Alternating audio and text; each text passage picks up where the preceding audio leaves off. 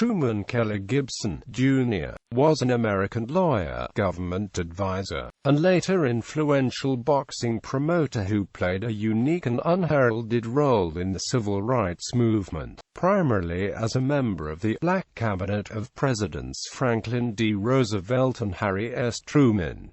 Early life. Gibson, the son of an insurance executive, was born in Atlanta, Georgia, just a few years after a brutal race riot in the city. While still young, he moved with his family to Columbus, Ohio. He graduated from the University of Chicago in 1932 and obtained a degree from its law school in 1935. Lawyer and government advisor. From 1935 to 1940, Gibson practiced law in Chicago. During this time, Gibson met then up-and-coming boxer Joe Louis, whom Gibson was charged with entertaining while Gibson's law firm negotiated deals with Louis' management. Also during this time, he helped to organize Chicago's American Negro Exposition in 1940, marking the 75th anniversary of emancipation. Gibson's exposition experience drew the attention of progressives within the federal government. President Franklin Delano Roosevelt had created the post of civilian aide to the Secretary of War Henry L. Stimson to speak on behalf of black men in the Army.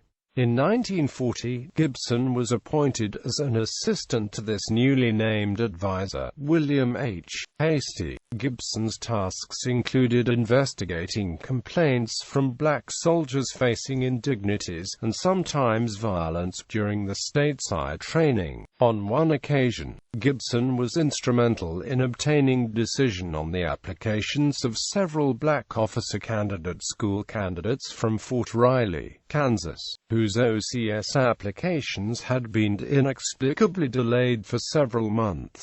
Gibson's friend from Chicago, Joe Louis, had intervened on behalf of the OCS candidates. Among the OCS applications Gibson facilitated turned out to be that of a young Jackie Robinson, later to break the baseball color barrier. In 1943, Gibson acceded to the position of chief civilian advisor to Secretary Stimson upon Hastie's resignation. Perhaps Gibson's greatest contribution as civilian aide was his role in the creation of a war propaganda film, The Negro Soldier, produced by Frank Capra, who made It's a Wonderful Life. The film portrayed black men as brave, intelligent and patriotic. It was by far the highest quality film about black Americans yet made, with a propaganda message quite at odds with the demeaning black stereotypes of Hollywood. At Gibson's prodding, the film was screened to all new recruits, and played in cinemas across the country. For this and other service, Gibson was awarded the Legion of Merit in 1945. In December 1946, Mr. Gibson was named to President Harry S. Truman's 9-member civilian commission studying the future of universal military training. He was the panel's only black member. In May 1947, when it issued its report, the commission urged an end to segregation in the military. 14 months later, Truman issued an executive order that led to desegregation of the armed forces. Boxing promoter, Mr. Gibson returned to private law practice in Chicago after the war. After helping Joe Louis with tax problems in 1949, Gibson took on the role of director and secretary of Joe Louis Enterprises, and entered the world of professional boxing as a manager and promoter. Gibson became secretary and later president of the International Boxing Club, which promoted important title fights and arranged national television coverage of the sport during the 1950s. In 1959, Gibson became one of the 3 original directors of the Chicago-based National Boxing Enterprises, the company that brought the legendary Friday night fights to television. But legal troubles followed. The IBC was dissolved after the Supreme Court ruled in 1959 that it had violated antitrust law.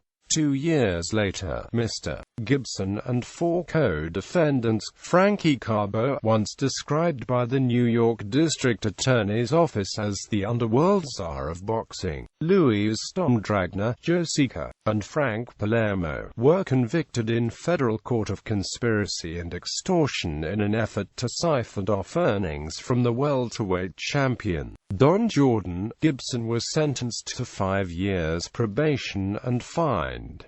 Later life. By the early 1960s, Gibson abandoned boxing and went into private practice.